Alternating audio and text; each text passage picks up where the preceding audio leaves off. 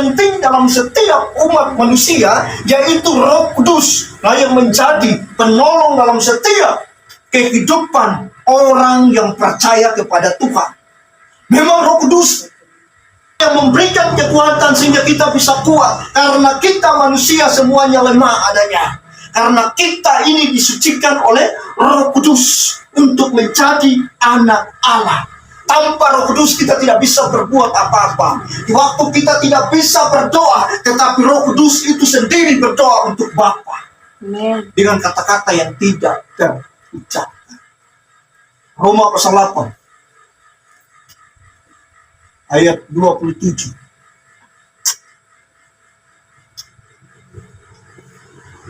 Firman Tuhan, Roma pasal 8 ayat 27.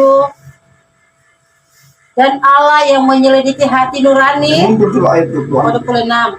Demikian juga Roh membantu kita. Demikian Roh juga membantu kita Dalam kelemahan kita. dalam kelemahan kita. Sebab kita tidak tahu. Karena kita tidak tahu Bagaimana sebenarnya harus berdoa. bagaimana seharusnya orang berdoa. Tetapi Roh sendiri berdoa. Tetapi Roh sendiri yang berdoa membantu kita. Untuk kita kepada Allah dengan keluhan-keluhan yang tidak terucapkan. Dan Allah yang menyelidiki hati nurani mengetahui maksud Roh itu, yaitu bahwa Ia sesuai dengan kehendak Allah berdoa untuk orang-orang kudus. Di dalam Roh dan kebenaran. Jadi doa itu bukan kita susun kata-kata kita, kata-kata yang indah. Dan doa bukan kita tunjukkan kepada orang bahwa doa kita itu bagus. Karena belum tentu doa kita dengan kata-kata yang indah seperti baca puisi, belum tentu Tuhan menjawab. Karena doa itu dari hati. Doa itu bukan dari akal pikiran kita manusia. Bukan karena kita pandai, bukan. Tapi yang Tuhan melihat hati kita yang mau melakukan kebenaran firman Tuhan. Amin. Orang yang taat kepada Tuhan. Amin. Itu milik kita. Jadi sangat luar biasa.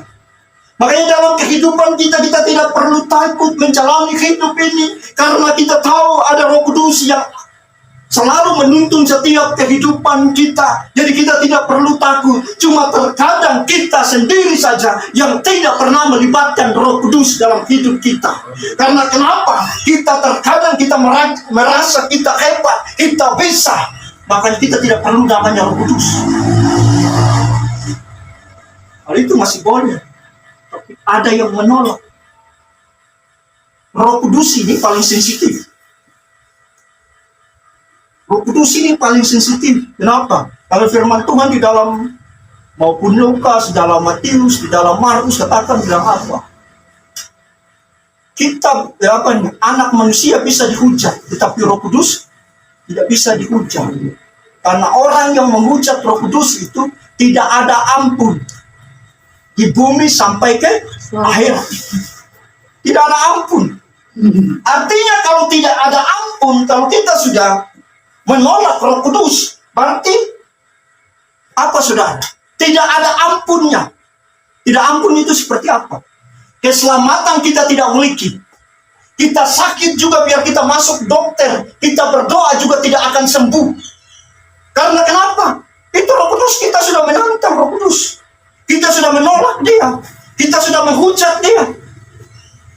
Orang yang menghujat Roh Kudus itu tidak ada ampunnya. Kalau Tuhan sudah tidak kasih ampun, kalau kita sakit, biar mau dukun berapa lapis juga dokter yang ahli lagi tidak bisa menyembuhkan.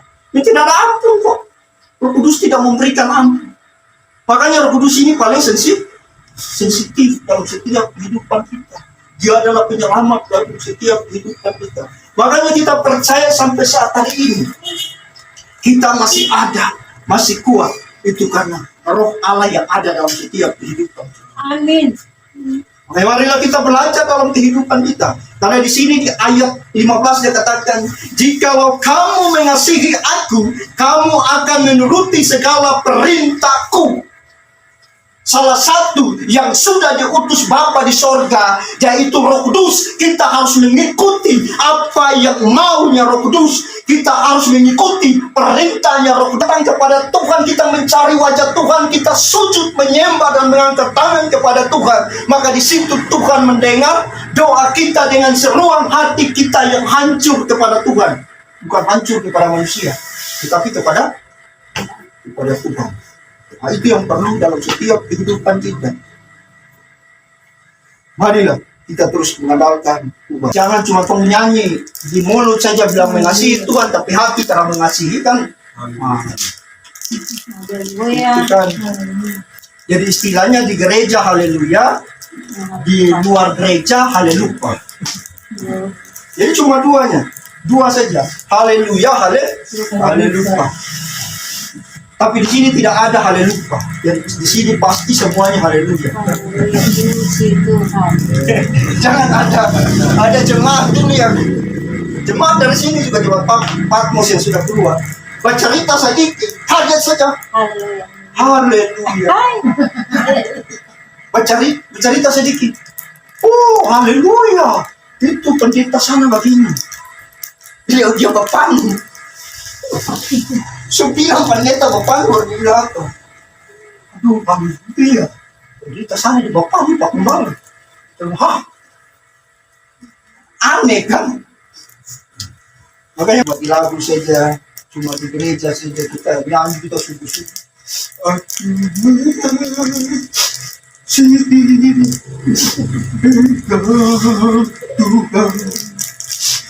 Dengar segenap hatiku, air liur sudah turun angka 11 dengan air liur sudah aku dapat.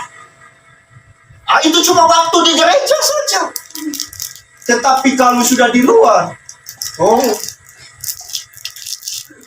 tahulah. Hanya dalam setiap kehidupan kita selaku orang percaya yang sudah dimaterai oleh Roh Kudus, marilah kita belajar untuk taat dan setia kepada Tuhan. Tidak usah pakai bahasa Indonesia, kan aman. Khotbah juga jemaat mengerti ketiga, singkat saja bahasa Ibrani. Iya tuh, di jemaat cuma ngelongok. Iya tuh, tidak perlu pakai bahasa Indonesia. Kita ada di mana sudah. Kita yang perlu terempat.